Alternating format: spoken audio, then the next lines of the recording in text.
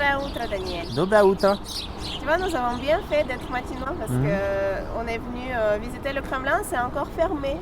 Donc on en profite pour vous montrer ce jardin Alexandre tout vide ce matin devant la tour de la Trinité, Troïtskaya Bashня, la plus grande des tours du Kremlin qui servait à la défense de l'enceinte et de la ville qui se trouvait à l'intérieur de l'enceinte.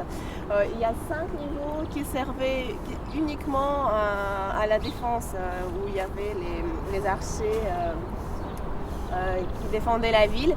Il y a un pont qui lie cette tour avec une autre tour qui, elle, est à l'extérieur du Kremlin, Kutafia Bashня. C'est par cette tour que se fait l'entrée pour visiter le Kremlin. Tout à l'heure, on passera par cet escalier. Le pont, il était au-dessus d'une rivière qui maintenant est sous terre. Mais avant, c'était encore une autre protection naturelle pour défendre la ville de Moscou. Donc la situation était vraiment choisie très bien parce que de l'autre côté du Kremlin, le Kremlin fait un triangle et il y avait une rivière qui passait ici, puis de l'autre côté il y a la Moskova, et le troisième côté c'est la place rouge. Donc là c'était pas complètement une île, mais c'est néanmoins une presqu'île.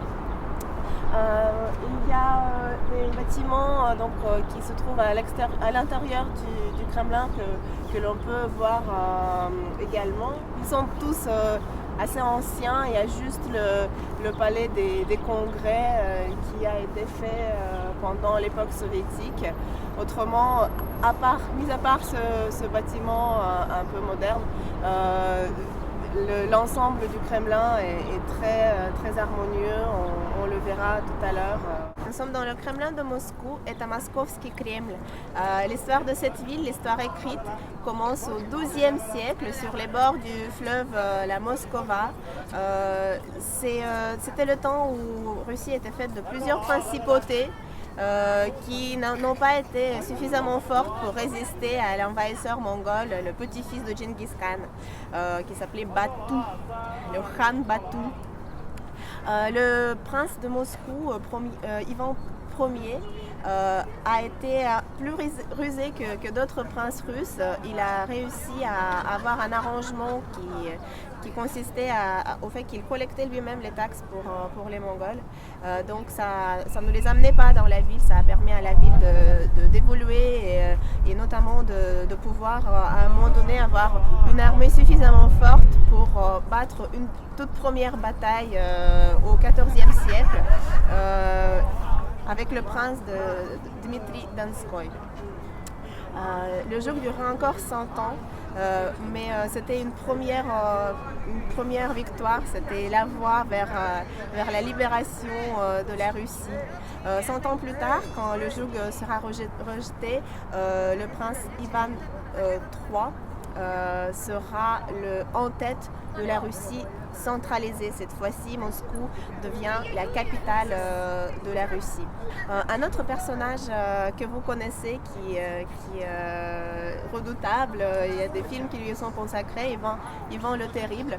Lui aussi, il bâtira beaucoup Moscou, mais sa tyrannie mènera à l'affaiblissement de l'État et la première dynastie qui descend des Vikings, cessera d'exister pour donner place à la nouvelle dynastie, celle des Romanov.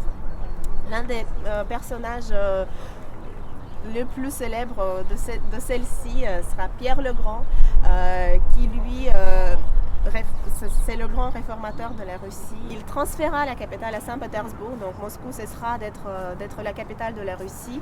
Néanmoins, tous les monarques continueront à être couronnés dans l'une des cathédrales du Kremlin, ici. Et c'est qu'après la Révolution qu'à nouveau Moscou deviendra la capitale de la Russie. Voilà, on va maintenant suivre un petit itinéraire pour parler de quelques monuments essentiels du Kremlin de Moscou.